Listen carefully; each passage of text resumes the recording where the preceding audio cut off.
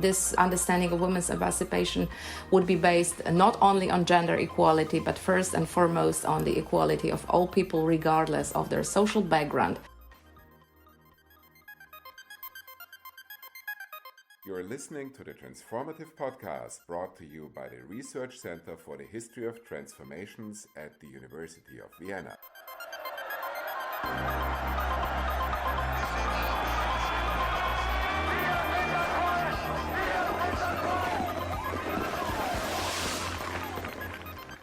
Hello, welcome to the Transformative Podcast by Research Center of the History of Transformation. My name is Agata Zysiak. I'm a researcher at RESET and University of Łódź. Today we host Agnieszka Mrozik, an associate professor of literary studies at the Institute of Literary Research of the Polish Academy of Sciences. She is an author of, and now be careful with me and follow the Polish name, Architektki PRL-u, which could be translated as a female architect of the Polish Republic of Poland, Communist Women, Literature and Women's Emancipation in Postwar Poland, which was published 2022. And we had the pleasure to host Agnieszka talking about her book just recently in November. The lecture is available at RESET YouTube channel if you are wondering what else can we learn about Agnieszka's research. And today we're going to continue this topic, gender, communism and memory. Agnieszka also published numerous articles, edited volume, which she authored and edited. And today we gonna build on that. Especially Agnieszka is preparing now an English version of her book, Building from a Former Research, under working title Women's Forgotten Revolution, Communist and the Struggle for Emancipation in Post-War Poland, which is going to be published with CU Press. We're looking for that. So welcome, Agnieszka. Thank you for invitation, Agata. It's our pleasure to have you. And I think many may wonder, who are those architects? Because by no means they are constructions or engineers in a kind of common sense meaning. Could you tell us more about your protagonist? Who were those female architects of People's Republic, women who designed and implemented socialist project of women emancipation? Tell us more about her. Okay, so first of all, thank you for invitation once again. I'm happy to talk about my book. I call the female architects of the People's Republic of Poland the women who participated in the design and implementation of the socialist modernization program after Second World War, primarily in the fields of education and culture, but also in the field of women's rights. I called women's emancipation one of the pillars of the socialist modernization project in post-war Poland. It stemmed from Marxist theory and socialist political practice. For my protagonists, who were often, though not always, active in the field of women's rights struggles in the interwar period, socialist Poland had to take into account the rights of women from all social classes to access education and professional work. But my protagonists also tried to change the position of women in the family and society. That's why they actively educated Polish society about the right to civil marriage and divorce, which was introduced immediately after the war, as well as about the equal status of children born in and out of wedlock, including the obligation to pay alimony. I call my protagonists female architects of the People's Republic of Poland to remind us of their empowerment and agency in shaping the new post-war Poland, contrary to what political historians have claimed for years. In their view, the absence of women in positions of party first secretaries or in the Politburo or Central Committee meant that they had nothing to say, that the power was apparent and that emancipation was a complete fiction. So I would like to challenge this view of the role of women in the People's Poland, in Communist Poland. I show that if we redefine concepts such as power, authority, and agency, we will find more women in the state who influenced its functioning. Yeah, you call it like finding women in the state. Like we would have to put additional effort to actually search for her stories of the state. And I want to maybe ask and invite you to kind of more methodological comment. How do you find those women? How do you also select your protagonists? Tell us more about the process of the research. So in my work, I focused on those women, activists, politicians, and intellectuals who worked at the intersection of several fields. like culture and education, but also women's rights and politics. I was interested in women who were professionally involved in women's rights at home and abroad, activists in the women's department of the Communist Party, such as Edwarda Orłowska, who was the head of this department, but also the League of Women, like Irena Stachelska, again, the head of the League of Women. I also researched representatives of Poland at the United Nations, especially in the United Nations Commission on the Status of Women. Here I mentioned Fryderyka Kalinowska, but also Zofia Dębińska. But I also research or search for women for whom women's rights were part of a broader project of modernization. So importantly, I look for women who acted through the written and spoken word, like writers, and here I could give you many names, among them Janina Broniewska, Wanda Wasilewska, Wanda Żółkiewska, Elżbieta Jackiewiczowa, Zofia Bystrzycka, also journalists and magazine editors like Anna Lanota, Halina Koszucka, educators, Żanna Kormanowa, again Zofia Dębińska, Eugenia Krasowska, but also screenwriters like Wilhelmina Skulska. And it's not just that as a literary scholar I feel competent to write about female authors of literary texts or culture texts more broadly. It's also about the fact that in the very Marxist view of the world, as well as in socialist politics, culture, including literature, was seen as an important tool for shaping new attitudes, for changing society.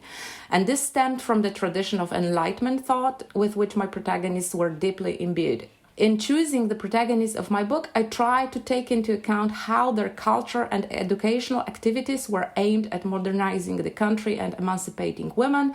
At the same time, I tried to show in my book how traditionally female professions like teaching and feminized areas of state functioning like education were valued in the new socialist order. My protagonists were the designers and builders of the new Poland, and of course this is not to say that they succeeded in achieving all their goals. Listening and learning about those women, and just let me add that the book is over 500 pages of immense journey through their lives and broader social reality. It might sound like a lot, but you really read it like a novel. I was also wondering, would they agree with us today to be called feminist, where this term was at use anyhow? And wouldn't be they, like many even contemporary women who act for emancipation of women, but I still do not feel comfortable with that term feminism? I think it's a very good question. They certainly wouldn't call themselves that. They wouldn't call themselves feminist. That's because in the communist circles, feminism was considered a bourgeois movement, a movement of women from the privileged classes. So my protagonists wanted to work primarily for women from the popular classes and not those from the privileged classes, even interestingly, even though they themselves were often from the intelligentsia. So in the book, however, I call them left feminists. I use this term, which functions in the literature, in the bibliography, to emphasize their commitment to working class and rural women. But I also call them state feminists, and this term also functions in the literature, referring to their work on behalf of women in state structures. That's why I'm using this phrase, finding women in the state. But I also call them simply pro-women activists, which is probably the best way to describe them. Thank you. I guess this is a challenge of many people dealing with the period and when I search this kind of emancipatory movement, not to project the contemporary terms on the historical reality. I especially like the fragments when you deal also with the memory, and it occurs that despite spectacular achievements, public activity, books published like a material, let's say, products of your protagonists, still they are so often framed just as wives, daughters, grandmothers, that somehow the public activity is completely belittled by this kind of private context, women's care work and more feminine roles. And that brings me to another question. How did you actually manage to find the files itself? How did you dig them through the archives? Was it easy? What was the biggest challenge? Finding these women, reaching out to them was one of the challenges of my research. Reconstructing the biographies from scattered random information. It was, I think, one of the most difficult things in the process of working on my book. I found a sentence in Polish poet, Nobel Prize winner in literature Czesław Miłosz from his book The Year of the Hunter. And this sentence, I will quote this sentence in a second, became a kind of a motto for my writing. So Czesław Miłosz wrote in The Year of the Hunter, "The true biographies of communists will never be written." And they will not be written, and that's my continuation of his thought, because there is a lack of complete information about communists. And it's because they themselves often erased traces of the activities or their biographers, while constructing their life stories, illuminated certain aspects of their lives and shaded other.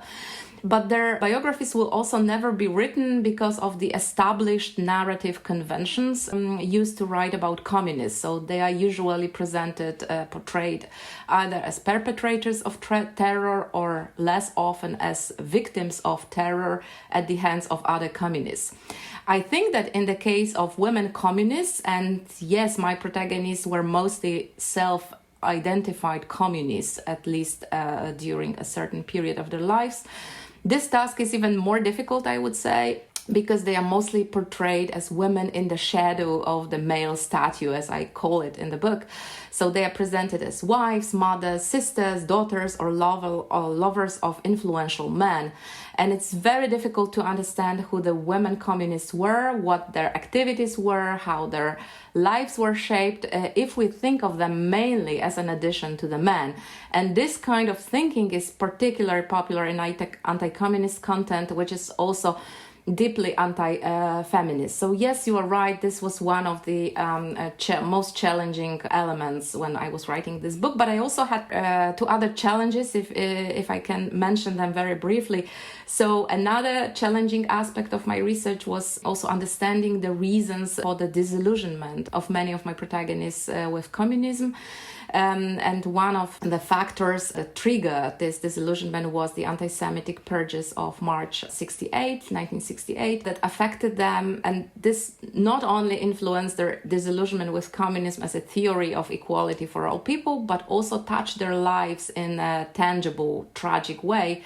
And for me, it was a challenging process to read their letters from the time and their memoirs written years later, with all this emotional load that not just intellectual reflections. And finally, it was a challenge for me to understand that my protagonists who fought for women's rights experienced discrimination and sexism themselves, as we would say today. But they also sometimes, interestingly, contributed by their actions to the consolidation of traditional gender roles and relations, and in trying to capture the truth about their achievements for women's emancipation, I couldn't avoid mentioning their failures. So this is also a kind of a painful process for the author, for the writer, to capture this and express this. Yeah, I think this is by no means a coherent environment. They don't know each other.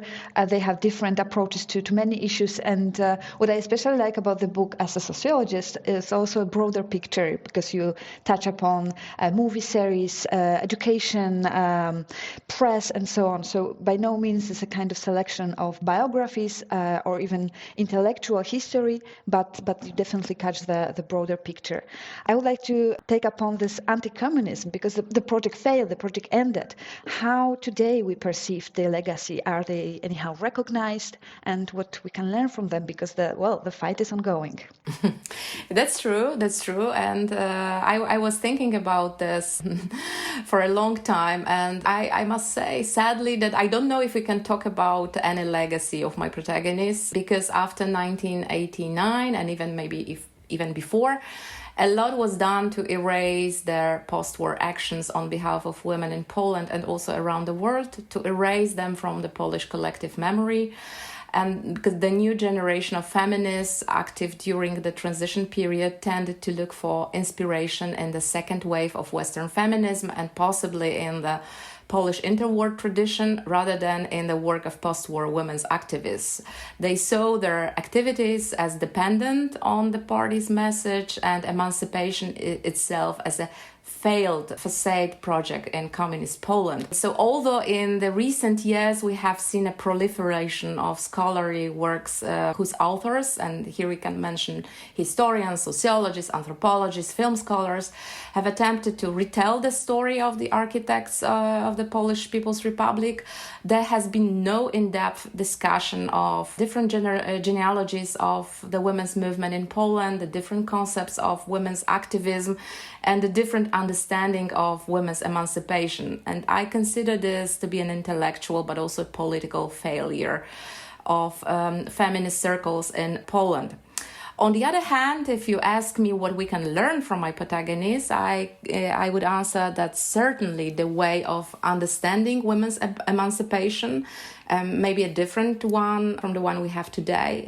This understanding of women's emancipation would be based not only on gender equality, but first and foremost on the equality of all people regardless of their social background. But we could also learn the way of acting in the state, through the state. That's how my protagonist acted. Also building a mass politically conscious women's movement focused on issues that women have or could have in common. At the same time, the lesson we should learn from their experience is to be constantly reminded, and that's a sad lesson, I guess, that even the most progressive sounding theories, when they become the practice of life, can prove to be discriminatory against women.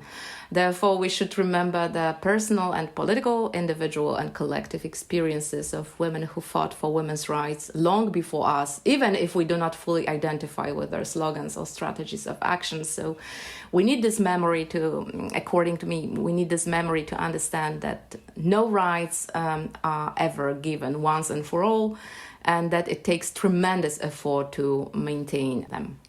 Unfortunately, this is very true for Polish women and their reproductive rights. And your work, your research is bringing this memory back. Let's learn from the communist feminist, from the socialist feminist movement or pro-women movement. And I encourage everyone to look forward for your book, Women's Forgotten Revolution, or dig out into your research that is available both in Polish and English.